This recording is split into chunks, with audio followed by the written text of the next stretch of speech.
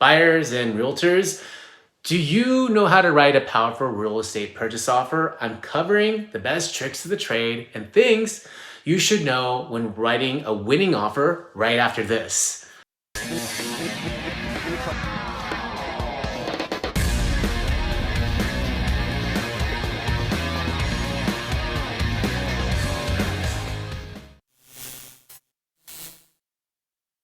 Welcome back. My name is Dale Corpus. I'm a realtor in the Tri-Valley area in the East Bay of the San Francisco Bay Area, and I post videos every Friday about all things real estate. So we're going to talk about how to make a good offer, how to write a good offer, and this video content is beneficial for both buyers and realtors because at the end of the day, all the buyers and realtors are working together with the common goal of getting their offer accepted.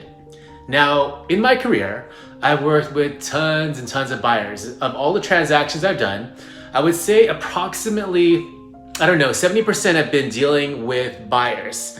And it's fun when the buyer's emotional. So emotional, I mean, that once they get in escrow, they really want this house.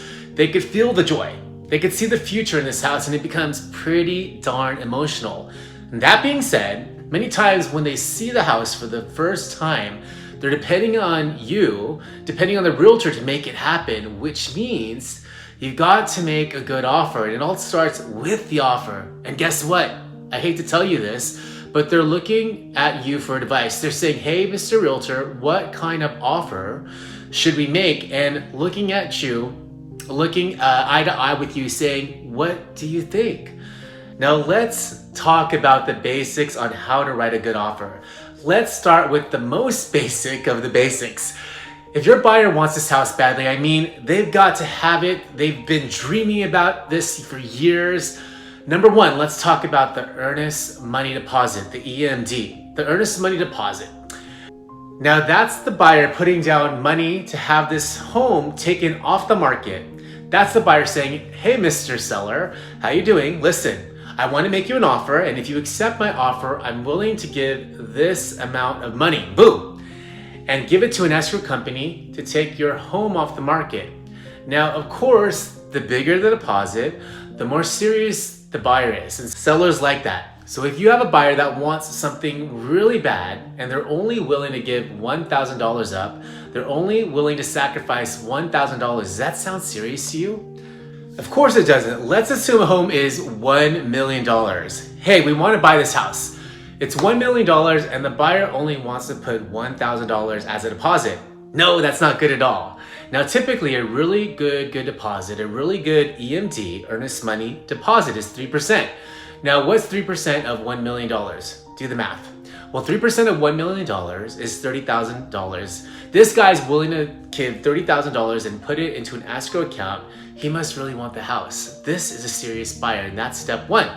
Step two, of course, would be the sales price, the offer price. What is the buyer willing to offer? Now, let's assume this house is listed at $1 million. We'll have to decide what would be a good offer. What is not a bad offer? What offer would be completely unreasonable? And in my point of view, of all the offers I've made, if you want something bad enough, you better at least give what? That's right, list price. If you want $1 million, give them $1 million. If you want it bad enough. Of course, there are other factors we have to consider. What kind of market are we in? Is it a buyer's market or is it a seller's market? We have to consider tons of stuff. Right now in the San Francisco Bay Area real estate market, it's definitely a seller's market, but eventually, that can change. In a seller's market, even just offering list price isn't high enough. In a seller's market, the list price ends up becoming the starting bid. And your realtor can guide you on how high you would need to go to be competitive on price. And at the end of the day, when you have the whole transaction right here in front of you, there's something that they want and they want it bad enough. If the sellers want $1 million, you should offer what? That's right, at least $1 million. Now let's assume that they really want this house because you as a realtor are going to have access to all the information. Let's assume that this house that they want has been on the market for a long time. You ready? We call that DOM. D as in dog, O, M as in Mary. We call that DOM, days on market. You as a realtor need to know what is the days on market on this property. You want this house. They're asking $1 million for it, and you as a realtor will know that the days on the market is, I don't know, 7. This house has been on the market for 7 days, and now that's pretty darn fairly new. This house has only been on the market this amount of time, and that's nothing. Do you think there's wiggle room to negotiate with the price, it being on the market for only 7 days? Probably not. Let's retract on the example. Let's assume that this house, which they want $1 million, has been on the market DOM 2 months. Hell, let's go worse. Let's go 4 months.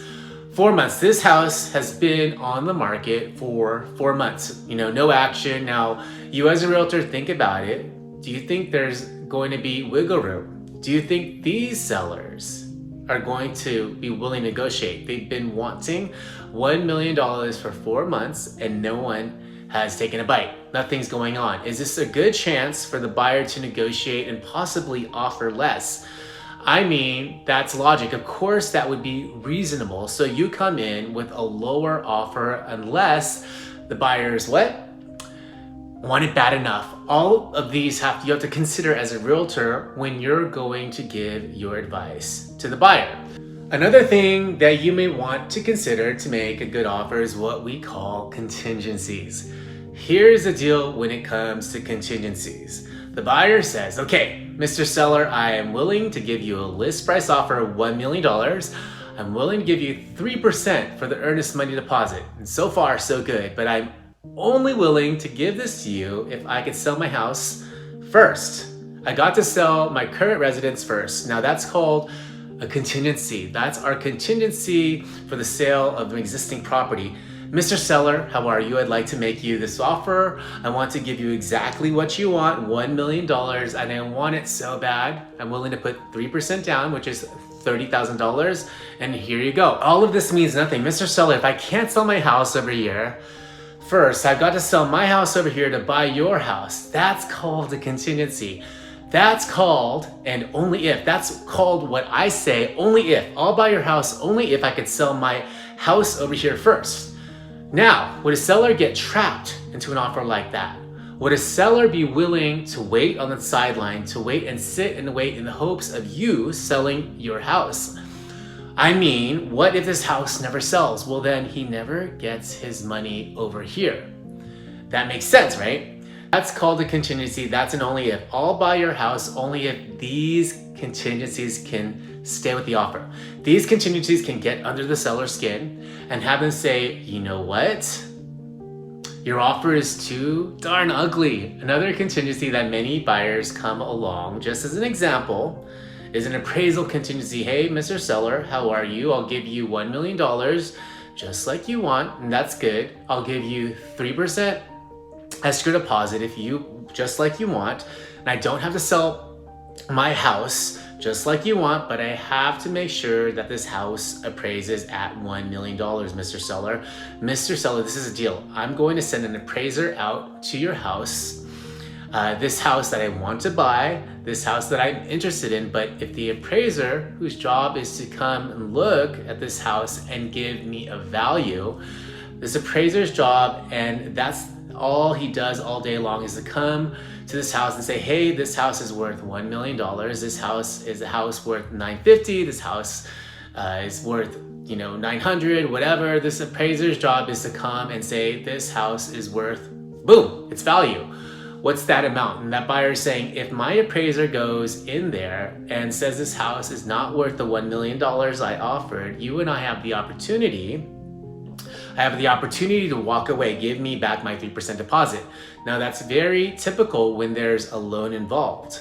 That's a whole other can of worms, and don't worry about it, but that's called a contingency. That's the only if, hey, Mr. Seller, I'll buy your house only if. The less only ifs, the less contingencies we have, the more comfortable the seller is. the more comfortable the seller is, that means it's a good offer. You with me? These are just a few of the items you want to remember when making your offer. Give a good earnest money deposit. Think about the price, and of course, the price is crucial and you base, that's right, the DOM. And last but not least, if you want to consider the contingencies involved, hey, Mr. Seller, I'll buy your house.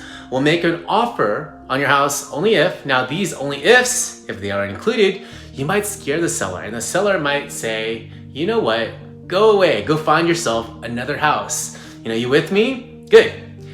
You want to make a good offer? Consider all these items I just mentioned.